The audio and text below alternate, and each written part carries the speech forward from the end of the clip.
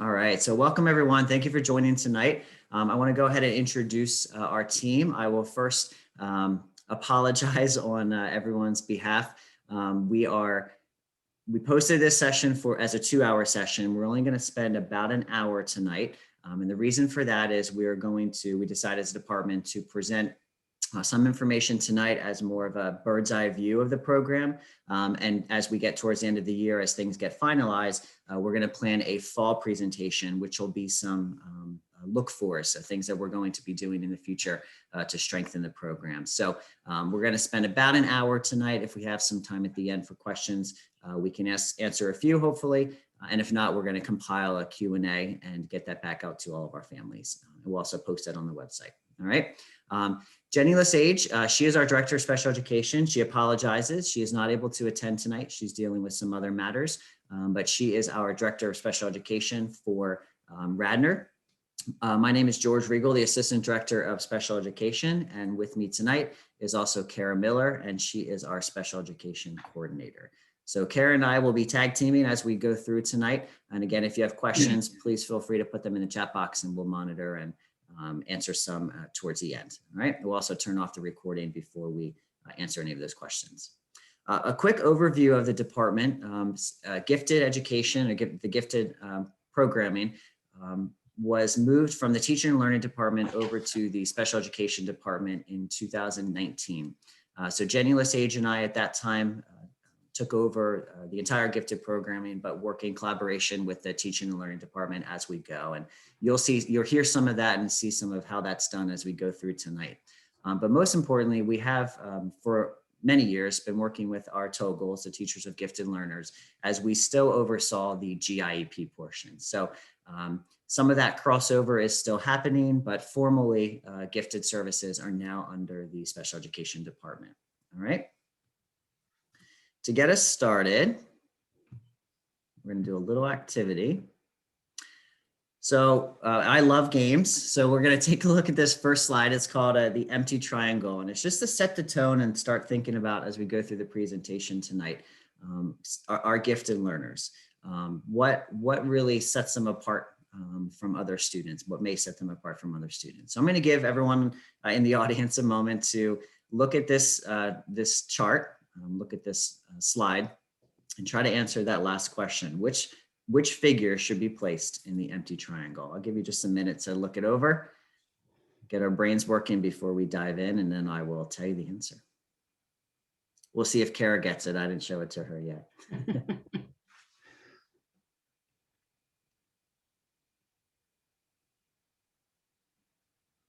I know I'm asking you to use all your brain cells at 6 p.m. tonight after, I'm sure, a long day that all of you have had. All right, so the answer for that triangle is 3. So again, we'll provide the slide. It's a fun activity to get us thinking, but quickly to get there, you have to use a lot of your brain. You have to use a lot of outside the box thinking. And like I said, as we go through tonight, we're going to talk about some qualities of our gifted learners and other students in district and how we can support them. The answer is 3. And to arrive there, what you do is you take the top number and subtract the left corner and then multiply by the right corner. All right. So the last one would be 3. 6 minus 5 is 1 times 3. So just a fun activity to get us started. I'm going to turn it over now to Kara. She's going to go over the first couple slides, which is just some background information. Okay, good evening, everyone. Thank you for joining us. As George said, I am the coordinator for special ed for the district. Prior to this role, I was a teacher at Radnor High School. So it has been great to be able to work in the district in all of our buildings and to see the many aspects of our classrooms, our teachers, and our students. So looking at this tonight, as we talked about gifted education, and this slide actually applies to all of our students. And as an educator and as a teacher, and this is even important as a parent, is to know what type of learning style your child benefits from, or how they identify as a learning style. When I was a teacher, I would often do this as an activity or a survey or a questionnaire with our students to see what type of learning style they would identify with. And that would then determine how they would study, some of the strategies that they would use in the classroom, some of the ways that they would be able to plan or to participate in the classroom. And if you look at our list here, we have a visual learner. So when I think of a visual learner, I would often see students that needed pictures, the diagrams, the graphs, and they would be able to connect to the curriculum with a visual model. And some of you might have been visual learners in your younger years. Back in the day when we had the index cards and we used flashcards, I still would use them, when I was in college and graduate school, because I was a visual learner. I remember seeing the word, seeing the definition, and at times seeing a picture. So some of our students that know that they do better with visual learning will tend to go towards the diagrams and the pictures. We have auditory learners that learn by listening and relating to information. When I was thinking about this slide tonight, I thought about students that I've had in the past, or even my own children, that when they're in front of a teacher, or the teacher's in front of them, they are sitting there. You can tell with their body language that they're engaged, they're focused, they're listening, and you can also see it in their eyes that they are taking it in. They're listening, they're making connections in their head. So those are our auditory learners that would rather hear somebody lecture than take notes, or maybe do a worksheet. Reading and writing, this can be confused sometimes, because you think, oh, well, our students do like to read, or they don't like to write. But this is more where the students prefer to be expressing themselves through writing. So they're going to be reading, they're going to be writing. They enjoy reading articles. They enjoy using journals and diaries and getting their thoughts down on paper. I often think of them as a little bit more on the creative side. And then lastly, we have our kinesthetic learner. These are our children. These are our students that do well with movement breaks, getting up and acting, dancing through an activity. Some of our students that do really well with athletics. I'm sure you've known with some of your students that teachers are using movement breaks throughout the day, and they may be incorporating it into their curriculum. Maybe if they're doing an activity and they have to do their times tables and they're doing jumping jacks, or they're trying to think an activity that we did with kinesthetic before, with our letter sounds and using our hands and starting to wiggle. So those are different styles that our children will identify with. And it's really important as parents and as educators that we understand where our children fall into that, and that we foster that awareness for them so that they can know themselves as a learner. Okay, next slide. Okay, so some of the characteristics of our gifted learners, we think about their learning style, but then we also think about when our student becomes gifted, they are learning at a faster rate. And if you look at this quote, it says, what makes a gifted child talented may not always be the good grades in school, but the way of looking at the world and learning. So when I think of that, I think about our students that are taking in their background knowledge, that they know they want to learn more. They are the ones that want to read more at a deeper level, be around more people with an intellectual ability as well. Our students are going to crave that depth. Okay, they're going to crave that time during their school day to support them in that area. They need to be challenged. They need to be stimulated. And it's only fair that they have that opportunity. And that's why we do offer our gifted programs K-12 here in Radnor. A gifted child is usually going to do really well with an instructor that's going to challenge them in a different level, take their learning style, and be able to expose them to material that's beyond what maybe the set curriculum may be for that particular unit. Okay.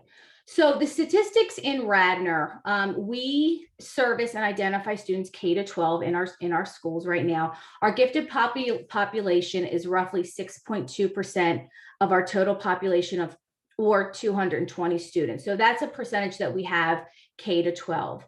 Primarily, they're identified at the elementary level. However, they can be identified at any level. And you may ask, well, why are some students getting identified at an older grade? And I found in my experience, and this has happened, where students have, have either moved into our district, we've had a richer curriculum, we've had different opportunities for them to thrive in, their families have worked with them and improved their reading and their math levels. And we were able to find a way to identify them and catch them in a way to be able to service them. The Pennsylvania's gifted population average in a school district is about 4.3%. So as you can see, Radnor is at 6.2%. Awesome. Thank you, Karen. Yeah, Pennsylvania does not require districts to report annually on gifted percentages. So this is a rolling average. It actually is taken when districts are audited for their gifted programs. Average is the 4.3% in the state. All right. So we're going to get into first some of the background of gifted education and some of the regulations that we must follow as a district. First and foremost, there is no federal mandate for gifted services. So it is left to the states, although there are guidelines, there are certainly guidelines for states to follow. There is no mandate, unlike other laws that public schools have to follow. Pennsylvania, however, and like many states, does require that districts provide gifted services. This is a three-prong approach. First and foremost, under the PA State Code, Chapter 4, that establishes the academic standards and assessments that districts must follow. It's applicable to all public schools in Pennsylvania, and it helps to facilitate the improvement of student achievement. What it really does is it sets a benchmark for school districts to look at performance. Out of Chapter 4 then, and Chapter 4, by the way, is also reported in our comprehensive plans, which are due every 6 years in Pennsylvania. So every district must create that plan every 6 years. Within Chapter 4 then, or in congruent with Chapter 4, is what's called Chapter 16. So Pennsylvania provides services for students, specialized services in 3 chapters: Chapter 14, which is special education, 15, which is 504, and 16, which is gifted. So Chapter 16, the PA Code in Pennsylvania identifies the obligations that districts have to suspected and identified gifted students. And we're going to get into that in just a little bit, especially in Radnor, what we're able to do for not just gifted identified learners, but for all learners who are reaching that higher potential. Gifted students are to provided with the quality gifted services and programs. And we're going to talk about in just a little bit what Radnor's model is. And if you're interested, and like I said, we'll send this PowerPoint out, there is a PA gifted document. There's a link to it here and will be provided when we present that, post that presentation. And that goes through for parents more in-depth information on the requirements for district. It's a good read if you're looking for further information on gifted. Of course, then each school district has policies, and in Radnor, our RTSD gifted education policy, there's also a link there, which provides some more information on how Radnor specifically is providing those services. I'm also the policy liaison for the district, so I will let you know that that policy is actually up for a second read for some revisions. So the new policy will be posted, and really what only changed was some of the administrative regulations. So that is the background of our gifted requirements in Pennsylvania. And like I said, there's no federal mandate. Pennsylvania does fall under Chapter 4 and Chapter 16 for gifted. All right. It's important context to think about as we move into the model for Radnor. All right, this is a chart that goes over there's often some confusion with where 504 plans fit in. So like I mentioned before, 504 plans fall under Chapter 15. And this chart really goes through Chapter 14, 15, and 16 and what students can receive when they are identified. So Chapter 14, like I said, is special education. And that is for students who are typically, again, these are guidelines, more than 1 year, I apologize, I should say below grade level, not before, but also based on individual needs. So those are full psychological assessments that are conducted, evaluations that are conducted. And if a child qualifies, they fall under Chapter 14 for special education services. Chapter 4, like I just mentioned, is the Common Core curriculum or Common Standards. And that is the assessment and standards benchmarks that Pennsylvania sets for all public school districts to follow to make sure that all students are meeting grade level standards. What falls in between then chapter 4 and beyond is we look at the teachers differentiation in the classroom. We're going to talk tonight about the Radner's model of gifted services and how teachers are able to meet those needs of our gifted learners. And typically, just as a general guideline, it's 1 year below or 1 year above grade level curriculum or grade level standards. We then have chapter 16, which is identified gifted learners.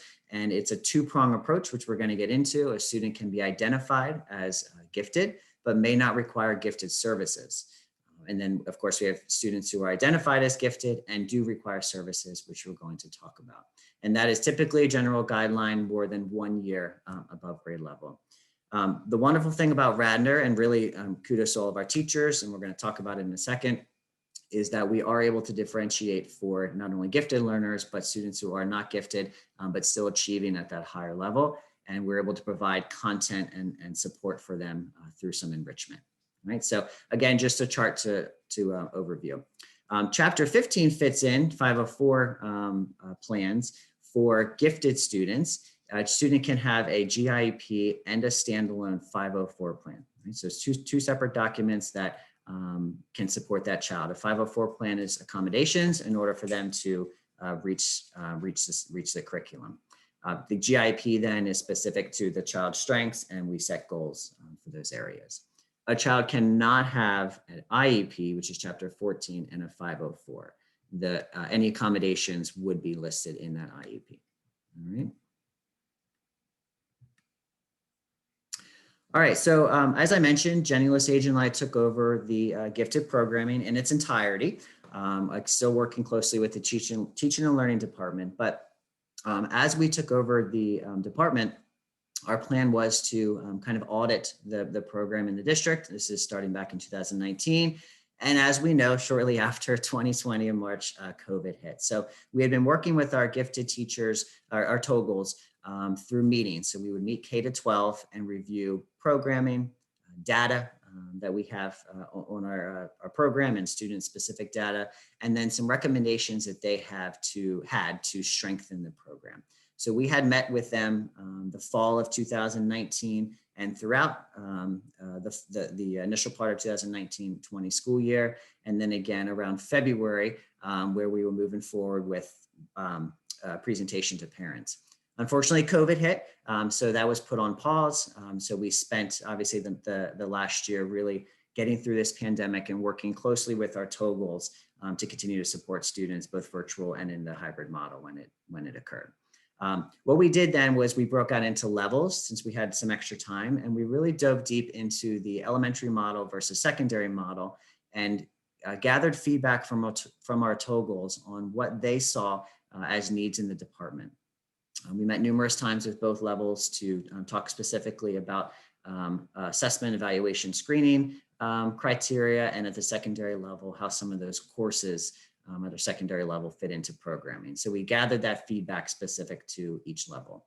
The feedback was really on current practices and programming, but what we challenged them to do was give us feedback on how we can enhance it. What we did then was we reviewed those recommendations with our teams, gathering K to 12 back together, and looked at what we could do in the program to enhance it. We looked at some assessment tools, which we're going to discuss tonight, our support through the TOGLs and other staff, and then of course our staffing specifically. We regularly include our TOGLs in department meetings, especially through the pandemic. We felt it was important as Jenny and I took over the gifted programming to continue to meet with them. There's a lot of crossover between special education and gifted procedures, especially as it comes to paperwork. We wanted to make sure that they were included, and that'll continue. And then lastly, like I mentioned, which has been on all of our departments' plates this year, and of course our parents, is supporting the program through COVID. We did a lot of additional support for students. Our TOGLs did a phenomenal job at working with not only our gifted learners, but students who needed enrichment, working closely with our regular education teachers. And of course, that was all new to us. And as we progress, we continue to strengthen that. So that is just a broad overview of how we've been working with our gifted team to arrive at tonight's presentation. And like I mentioned, as we move forward in the fall, some changes to our program. All right, the next two slides are going to get into some of the specifics in the Radnor program. I will openly say I've worked in numerous districts and oversaw the gifted programming as an administrator in 2 other districts. And Radnor's model is much different in a good way, I believe. Radnor School District, unlike other districts, is a very inclusive model for our gifted services. We do provide, and we're mandated to provide, both enrichment and acceleration. And that's really opportunities, and that's really depending on the student's needs.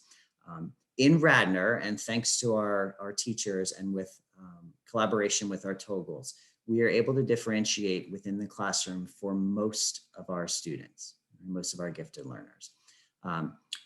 One thing to keep in mind about our gifted learners, and one thing that our teachers are always cognizant of, is that our students are gifted all day. Right? So students every day, all day, they need curriculum adjustments in that regular education class.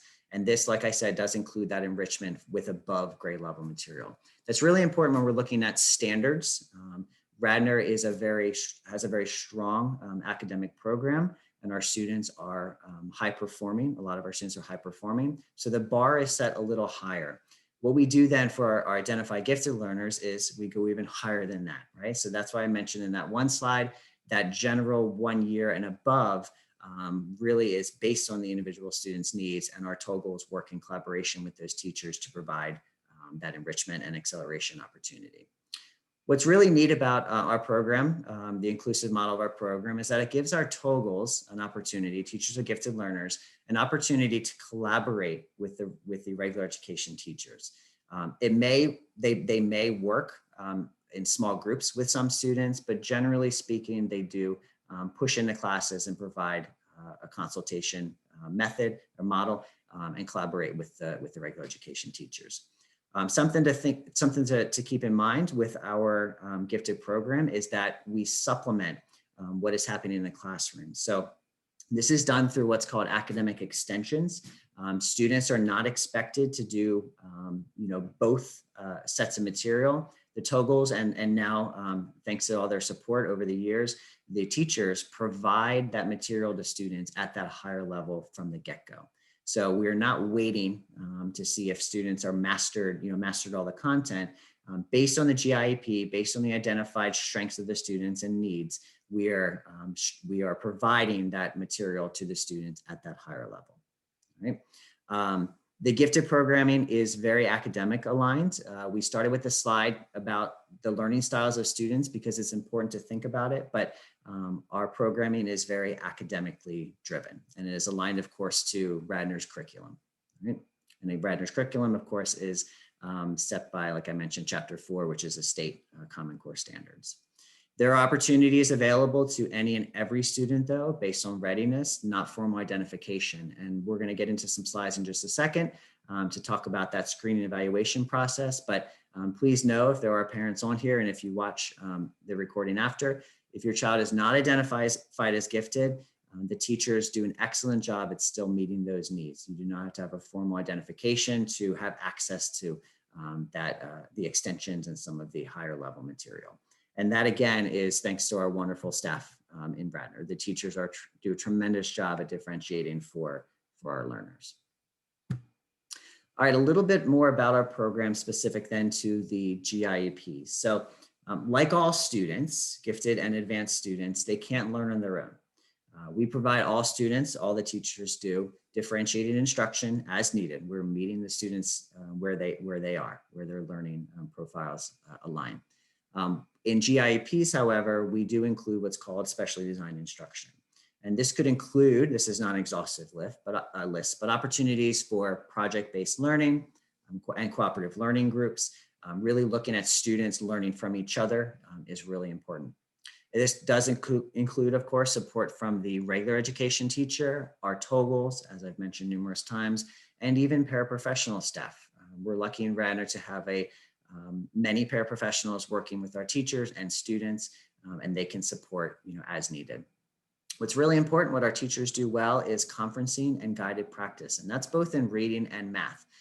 Especially for students who are gifted or higher performing, it's really important to ensure that we are still providing some guided practice for them. Although they may be more independent learners, we want to make sure that we continue to conference to make sure that they're continuing to grow. And then there are other specific accommodations that can be listed in the GIEP. Sometimes we have accommodations for gifted learners still, such as extended time, even modified curriculum at times. We really meet the students where they are. We're also going to talk in just a little bit about twice exceptional students or duly identified, it's also known as, and how we meet those needs. GIEPs, they're created in collaboration with the TOGLs. Our TOGLs do a wonderful job at working with the regular education teachers to ensure that the documents are written appropriate to the student's strengths and needs, but more importantly, that the needs can be met in the classroom. And if not, there are opportunities, like I mentioned, for the TOGLs, the gifted teachers, to meet individually or in small groups with students. Right? So again, generally speaking, it's an inclusive model, but there are opportunities based on individual needs to meet with groups of students. Most gifted services are delivered in the classroom. And one thing that's really important to keep in mind is that formally in the GIEP and as we go throughout the year, that progress monitoring takes place. The goals that are set in the GIEPs, much like IEPs, are monitored. And if a student is not meeting those goals, the TOGLs are reaching out to parents and meeting with the team to make sure that we adjust accordingly.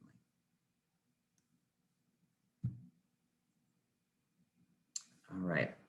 We're going to talk a little bit about the screening, now the screening evaluation process. And there is a slide at the end, a moving forward slide. We're going to talk a little bit about how we're going to strengthen the screening evaluation process in Radnor.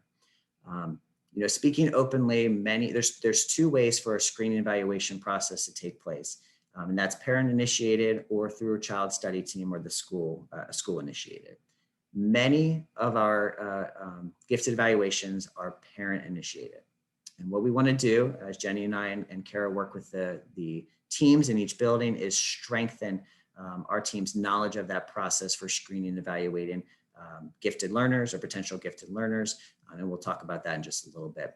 But the first way for a child to be evaluated is a parent request. So if a parent does request a gifted evaluation, the team notifies the building's TOGL, the teacher of the gifted learner, and the MTSS team. And I'll also talk at the end about where we stand with MTSS.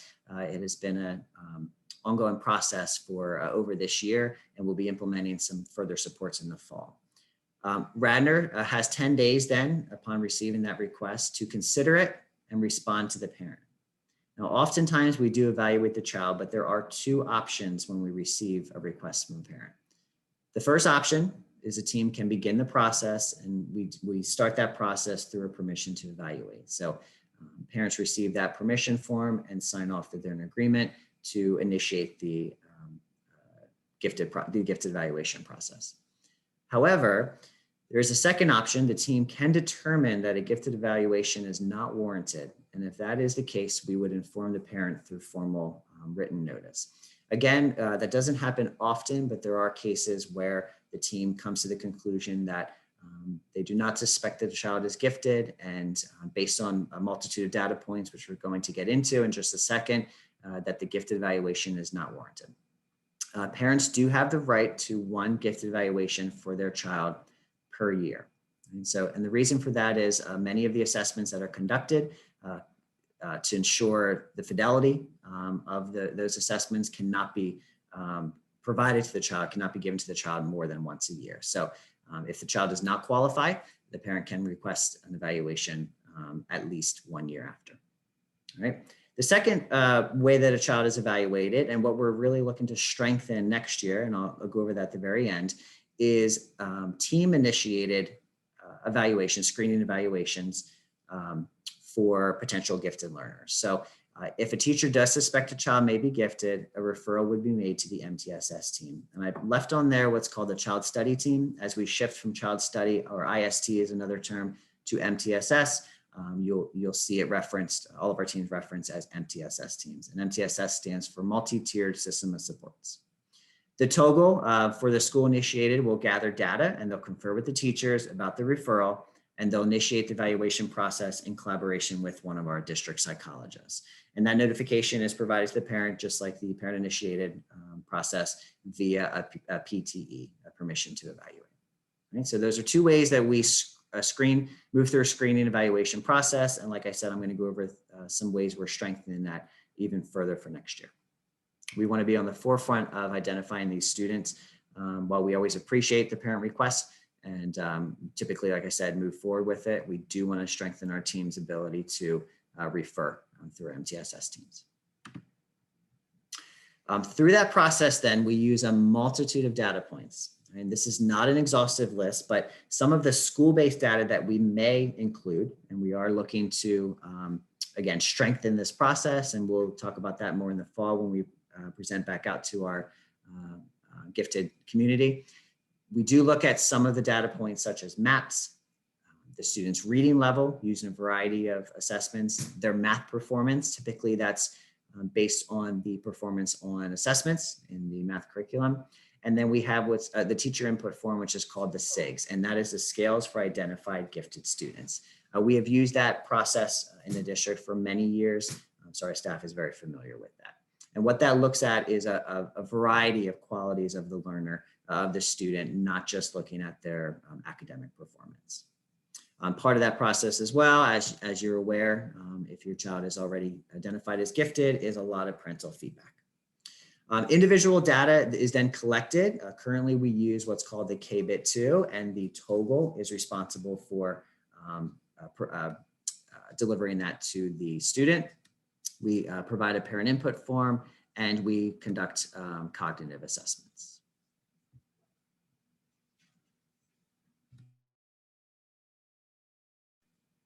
All right. The last part we're going to go over is eligibility versus gifted services. I mentioned in the beginning that there's two prongs. A student may be identified as gifted, but they may not require gifted services, right? And that would be through a GIEP. So if a student does qualify as gifted and they do require gifted services, a GIEP is written. And that includes some of the following. First and foremost, information is developed by a team, including the teacher, the parents, an LEA or local education agency rep, and the teacher of the gifted learner. It's really important for us to gather what's called present levels. And what that is looking at performance and all that information from the evaluation. Excuse me 1 second.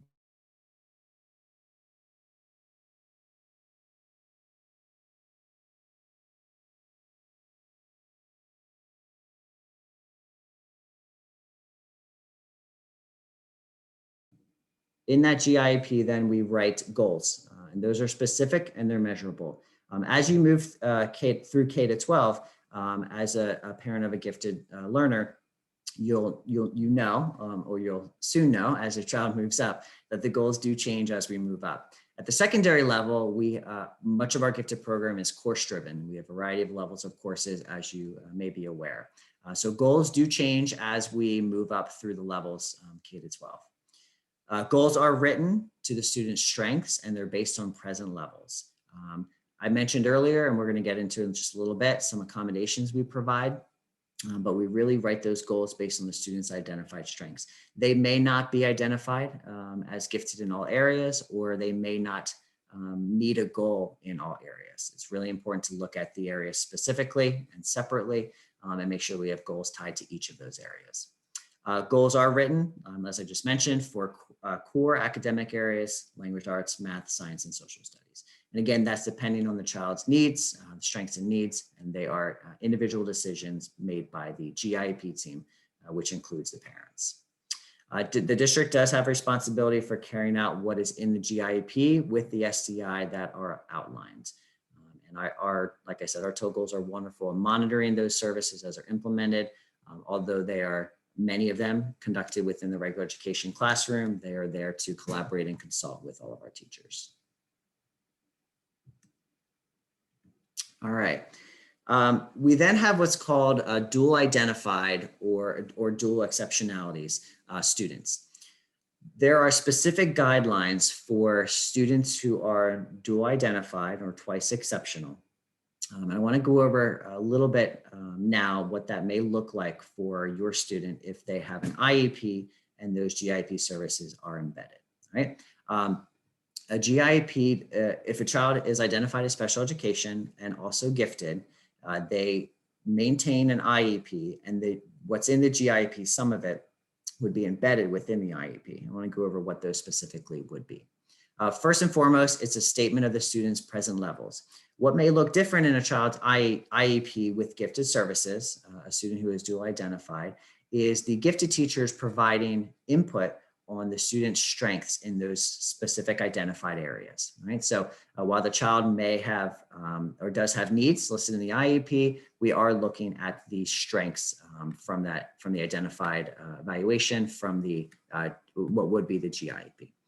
A statement of annual goals and short-term learning objectives or outcomes. Response to those learning needs identified from the evaluation report is always included. A statement of the specially designed instruction and support services to be provided to the student. For a student with a disability identified to be eligible for gifted services, this would include most likely further accommodations and modifications. And the purpose for that is we want to make sure that the disability isn't masking their giftedness. So we want to make sure that we're accommodating in order for the child to be successful and to show their giftedness, to show their strengths, their identified strengths. We always include in that IEP with gifted services, projected dates for initiating, the anticipated frequency, location, and the duration of those services. In all of our documents, we're making sure that we have appropriate objective criteria. We use assessments to drive, so data-driven decision-making, and we're meeting at least annually. Right? We can meet at any time at parent request or through a team-initiated revision, meet to discuss those needs.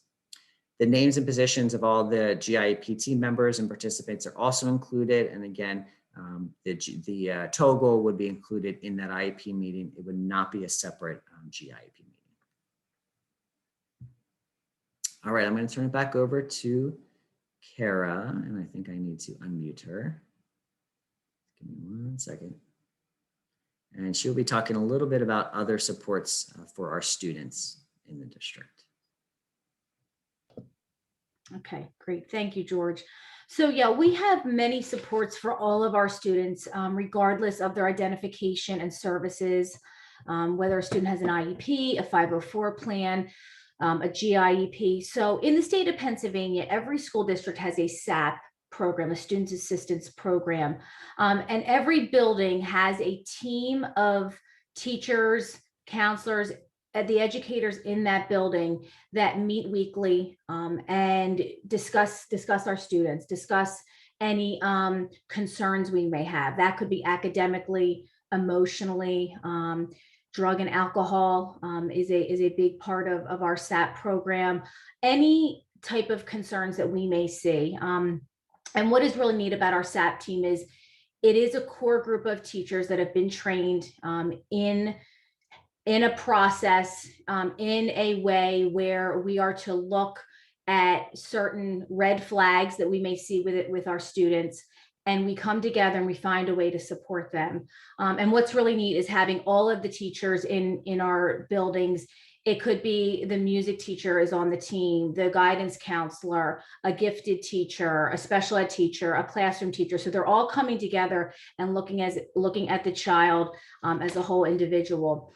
Fortunately, in Radnor, we contract through the Karen Foundation, and we partner with them, and we are able to have a staff member in our district that sits on our SAP teams and allows us to support our students with more ideas, more strategies of how to assist the student and most of all the family during any concerning times. We look at grades, we look at attendance, we look at classroom behavior, and then we work with the family to find a way to support them. So it's a really great thing that all of our schools have. If you ever have a concern for your child, you can always reach out to the SAP team. You could contact your classroom teacher. your building level principal and share any concerns that you may have. Along with that, we also have attendance support, and that continues to be a need across our country and across our state, especially after COVID, and our students are coming back virtually and hybrid and full time. But we offer support through a SAPE, a Student Attendance Improvement Plan. And what we do again is identify the attendance needs. We work together as a team. We identify what the need is, and then strategies and ways to support the family and the student outside of the school and inside during the school day to improve their attendance. Again, and that's through a team approach. We continue to have our school counseling, that is grades K through 12. I'm sure you probably know the counselor in your building where your child is, especially at the secondary level as you're planning for any post-secondary activities. But the counselors are also there to support the students with the mental health piece, with any academic needs, and with scheduling and classes as well. Last year, we partnered with Lakeside. They're a clinical support group. We were able to bring in clinical counselors into our buildings that can support our students. Again, we're seeing the need for mental health. Again, as you know, across the country, across our community, our state, mental health continues to grow, unfortunately. And as a former emotional support teacher, we were starting to see trends and needs with our students that were beyond a classroom teacher's area of expertise. That's the best way to describe it. I went to school to be a special education teacher, and learned how to differentiate and adapt materials to meet students' needs. But some of the mental health that we're seeing is greater than what our teachers are able to handle with all of the demands of the school day. So we have counselors in our buildings that can support the students, and again, support you as a family to work on any needs that your child may be facing. We also work with our school social workers too. They are an excellent resource to get family support, family-based counseling, to take advantage of all of the resources that we have here in our community. Thankfully, we live in a great area close to Philadelphia, a lot of resources for families and students to get support around mental health, around counseling, and any needs that we may face as a school district. We continue to have academic tutoring. We have after school tutoring that we are able to provide for our students, both at the middle school and the high school. If you have a student at the high school, we also have math centers and writing centers that students can drop in to receive any support. So if there's ever any questions or any needs that you feel your child needs or you need support, please feel free to reach out to the counselors. Again, find out who is on your SAP team in your building, and they'd be more than happy to help you. They're trained to do that. But we're very fortunate in this district to have this amount of support, K to 12. And I really feel we are seeing the benefits of it. We're seeing growth. We're seeing our educators feel supported, which is important. Families are feeling supported. And that in turn allows our children and our students to access their education, no matter what level of support they need. So please feel free to reach out if you need any additional support. We are here. We are all in this together. And we're just happy that we can provide that as a district and for our community as well. Thank you, Kara. All right, and lastly, moving forward, if we have some time, we'll answer some questions. Like I said, we'll gather those questions though and put together a fact sheet. Before you sign off after this slide, we're just going to ask you to do one more thing, so just hang with us after this slide. So as we move forward, Jenny, Kara, and I are looking forward to continuing to work with our toggles, looking at what our strengths are and what we need to improve on. One thing that Jenny and I really strive to do with our departments is we believe in transparency. So Kara joining our team last year, working kind of boots on our ground, supporting our teachers is wonderful. And we're looking forward to continuing to be open and transparent with all the supports that we have. So like I mentioned, we are going to have future presentations that will be conducted in the fall. And then as we move on, and we're going to do just ask you to do one more thing at the end regarding some future presentations that you would like to see. So please feel free to always contact Jenny, Kara, and I. We have an open door policy. Any concerns you have, any way we can support you or the GIAP teams, we're here to assist. Right? Secondly, we're really looking at process. We are looking to continue to strengthen the process, and that involves screening, evaluation, and implementation of those services. That is really key as we look at our gifted services and support for high-performing students. MTSS, Radnor is started last year, or a few years ago, actually, investigating MTSS, but partnered with the MCIU and has established teams in all of our buildings, leadership teams, and a K-12 leadership team. And this year have really continued to explore MTSS, multi-tier system of supports, which is our plan to move forward next year with implementing many of those supports. So please, in the fall, join us again. You're going to hear more about MTSS and specifically how it applies to our gifted learners and, of course, our gifted staff, the staff working with our students. What's really important as we move forward, although gifted is now under the special education department, it's really important to have cross-department collaboration. We continue to work with the teaching and learning department, of course, our building level principals and MTSS teams, our curriculum leaders, and special education department staff. It's really important to look at all of those cross-curricular needs and making sure that we are continuing to strengthen through looking at many different partners, looking at many different departments and how they fit together. One new thing that we are going to be implementing next year is something called the COGAT screener. This is a new cognitive screener. You can certainly Google it, but I encourage you to join us in the fall because you'll hear more specifically about this screener.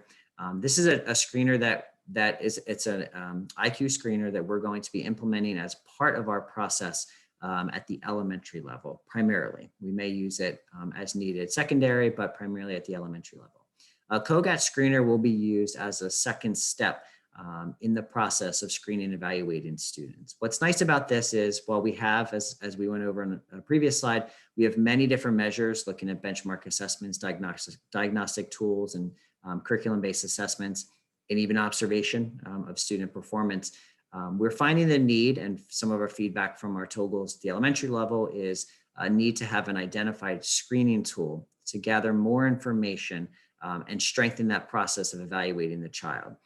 So it's another step that we'll be adding to that process, which we believe is going to provide more information for our teams to use to identify the strengths of those students and needs is called the COGAT screener. So feel free to look it up. But again, I encourage you to meet back with us in the fall when we present again. And lastly, what we need to do more, continue to strengthen our program, is to look at the gifted program as a whole. So that whole backwards design, planning, and collaboration is really key. We do currently have a posting for a high school gifted teacher, and part of that new role and that responsibility will be to assist our K-12 TOGLs, our gifted programming, to ensure that there's a continuum of supports as we move up. We never want to be in a position where, as you move from level to level, the program looks starkly different. Of course, there will be differences, but we want to make sure that it's more of a continuum. All right. Now, if you would do us a favor before you sign off, we will be posting in the fall when our next presentation would be, but Jenny, Kara, and I, we love providing professional development and parent training that is relevant. And what we'd ask you to do, if you're comfortable doing it, in the chat box, just give us a few ideas. If there's anything specifically you would like more information on or for us to present on, we would love for you to put that in the chat box now, or feel free to email us directly. We will provide some more updates in the fall on specifics, more in-depth information and specifics based on the presentation tonight. But as we move through next year, we would love your feedback on anything else you would like us to present on, or to even find presenters for you as parents. All right, so if you're comfortable, please put that in the chat box. If not, you can put any other questions you have in the chat box and we will gather them and certainly report back. And as I mentioned, we will be sending this presentation out to you end the recording after we are finished. I do want to thank everyone for joining. Thank you for joining Kara and I tonight and getting that bird's eye view of the program. And like I said, as we move forward, please join us again as we will be diving deeper into some of that. All right. Thank you so much for joining. We'll stay on here if you have any specific questions. But if, again, you could put some ideas in the chat box, we'd appreciate it. Have a great night, everyone.